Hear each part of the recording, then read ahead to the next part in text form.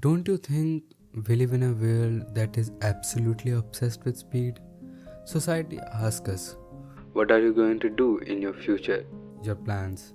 And if you haven't figured out your life by now, you will fail. And if you aren't replying to your friend messages in 5 minutes, you are ignoring them. If you aren't grinding, you are falling behind. I carry this invisible clock in my head, ticking down, telling me I haven't done enough yet. I felt that weight in my chest for years. I think we all have this kind of a feeling. But then, I watched an elf spend 10 years just to find a specific flower. I watched her spend months cleaning a dirty statue while the world moved without her. And as I watched her waste time, I realized something terrifying. Either she is a fool or I have been living my whole life wrong. If you have watched Frieren Beyond the Journey End, you know this perfectly well. Frieren really wants to stop, look for a rare herb, or even go inside a dungeon deep down to explore everything, which might not be necessary to you. But we know she operates on an elf time. And then there is Fern. Fern is a human mage like us. Fern gets annoyed by Frieren. Fern constantly checks times, getting angry and saying something as, Mr. Frieren, we have to hurry, we are wasting daylight. And this is truth. For this, we are all with Fern. We treat our lives like a speedrun. We want that degree, a job, a certain item, and we want it now. We view time between starting something and achieving a goal as nothing but a repeated work.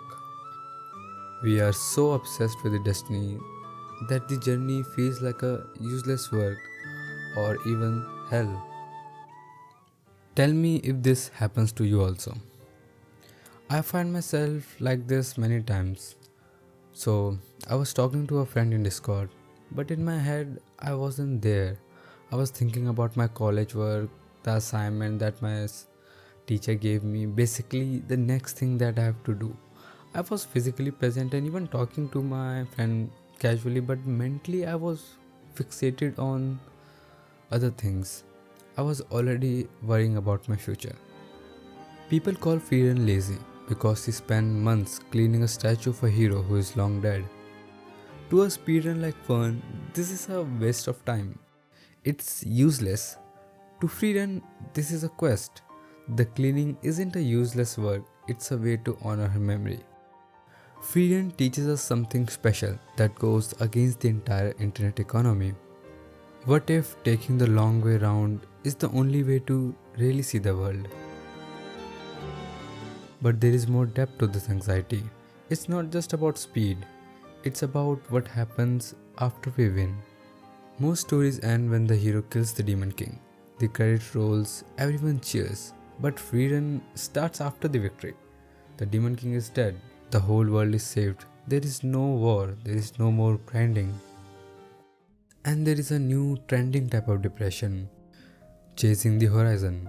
Tell me, how many times have you told yourself, I'll be happy after I achieve this, or I'll be happy after I get my job? We convince ourselves that happiness is a location where we are trying to all go. Frieren shows us what is the reality of the after. In the show, Frieren's party have achieved their goals. They have defeated the Demon King. They should be perfectly happy now, right? But they aren't. They keep looking back to their past. They misses the days when they were exploring dungeons and fighting together. We think we want that destiny. We think if we just win, I will be happy. But when the war is over, the purpose is gone too. You realize the happiness wasn't the victory, it was the walk. We realize this way too long. We try to speedrun to our destination, but because we are rushing, we miss the actual life happening in between. Here's the truth, if you can't learn to be happy on the road, you definitely won't be happy at the castle. The emptiness doesn't go away just because you won. And that is why rushing is pointless. because there is nothing waiting for you at the finish line that isn't already here right now. We think we have to rush because if we stop, we might feel left behind because of the competition. We think if we pause for a longer period of time, someone will come and take our spots. We are terrified that if we stop rushing, we'll become irrelevant. But this constant work mode creates a blind spot.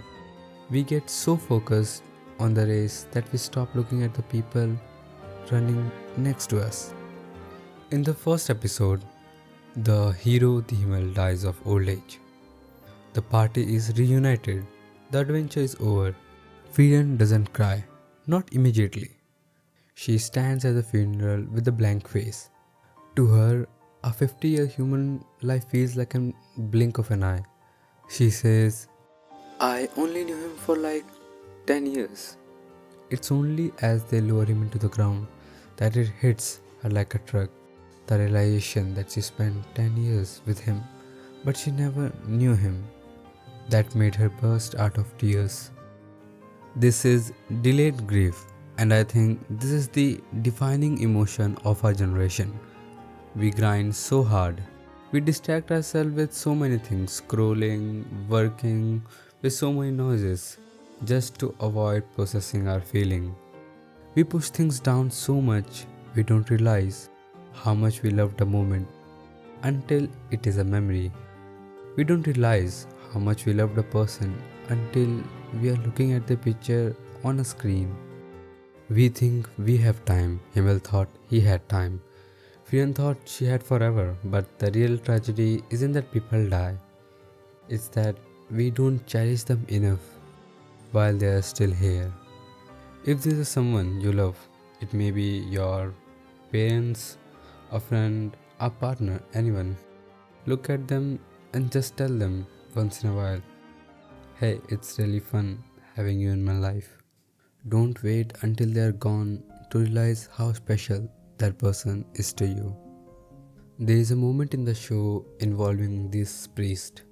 He joins the party, but eventually he leaves to follow his own path. It's not a dramatic breakup, there is no fight, he just has to go on a different way. And everyone has this kind of relationship with someone. This hurts more than a fight, doesn't it? In our 20s and 30s, we experience this slow drift. We don't lose friends because of a massive argument. We lose them because we said let's hang out soon, and then you got busy, and then 6 months went by. Frieren experienced this on a geological scale. She promised to visit a friend, gets distracted by collecting a grimoire, and by the time she returns, 50 years have passed by, and the friend is no longer there. It's an extreme metaphor for our lives. We think relationship can be paused. We think people will wait for us to finish our speedrun. But people are not NPCs in our games. They are on their own timeline. The show gently reminds us connection requires maintenance. You cannot automate a relationship. So how do we stop rushing? How do we reconnect? We have to learn the art what I call useless magic. One of my favorite things about Frieren is her obsession with collecting useless grimoires. Other mages seek ultimate power. They want a spell to kill demons, control fires. But Frieren? Nah, she wants a spell to turn red apples to green or generate a field of flowers. Why? It seems useless. But think about our world. Society tells us hobbies are waste of time because that doesn't make money.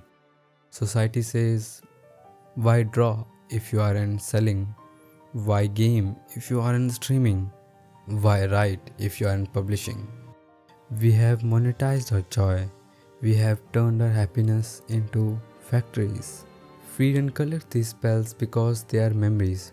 Someone she loved taught her the flower spell. Using isn't about utility. It's a way to remember someone. It's a way to get close to the person she lost. Your useless hobbies are not waste of time. They are the things that make you who you are. Doing something just because it makes you smile without any profit motive, just for your heart, is the purest form of magic we have left now. There is a beautiful concept in the show about mentorship. Frieren is who she is because of her master Flamme, and Fern is who she is because of Frieren. We all are fragments of people who raised us, taught us, and befriended us. Sometimes we feel like we are running out of time to build a legacy, but we all want to get remembered. We want to leave a mark on this world, a statue, a book, a name. But Frieren offers a quieter take on legacy. Flamme has been dead for thousands of years, but she is alive every time Frieren casts a spell. Himmel is dead, but he is alive every time Frieren goes to the same path as they both took together. You don't need to build an empire to leave a legacy. You just need to impact the person standing next to you. The kindness you show today echoes forever, even if you aren't there to see it. And finally, we have to talk about the root cause of all this anxiety, the fear of being ordinary. We rush because we feel like we need to be the main character. We feel like if we are not special, we doesn't matter. But look at Himmel the hero. Himmel wasn't the chosen one. There was a moment where he tries to pull the legendary hero sword from the stone, and he fails. He couldn't do it. The universe literally told him, "You're not that guy."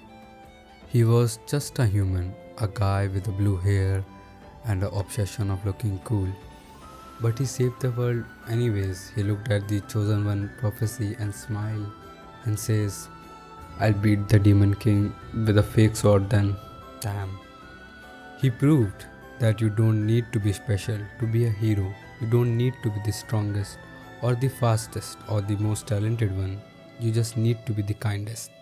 And you need to be brave enough to step forward when everyone else steps back.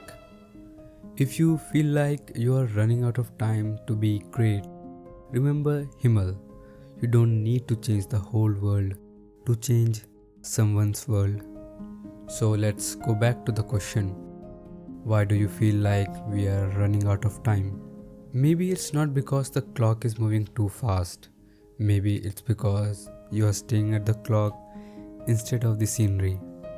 Frieren teaches us that a 10 years journey is short, but a single sunrise with a friend can be eternal. The duration doesn't matter, the depth does. You aren't running out of time, you are just rushing through the time you have. So do me a favor this week. Waste some time, clean a messy room slowly, cook a meal without checking your phone. Look at the person across the table and smile. And if you are watching till now, thank you. And if you are in the mood of another deep dive into a character's psychology, but something little peaceful, I recently broke down a tragic romance on Reze in Chainsaw Man. It's called Why Did She Break His Neck? It's a different vibe, but emotion just as heavy. I'll see you over there. This is my first time content creating, so help me by commenting something that you didn't like about the video or you need me to change something. And if you like my video, please leave a subscribe so we can connect again.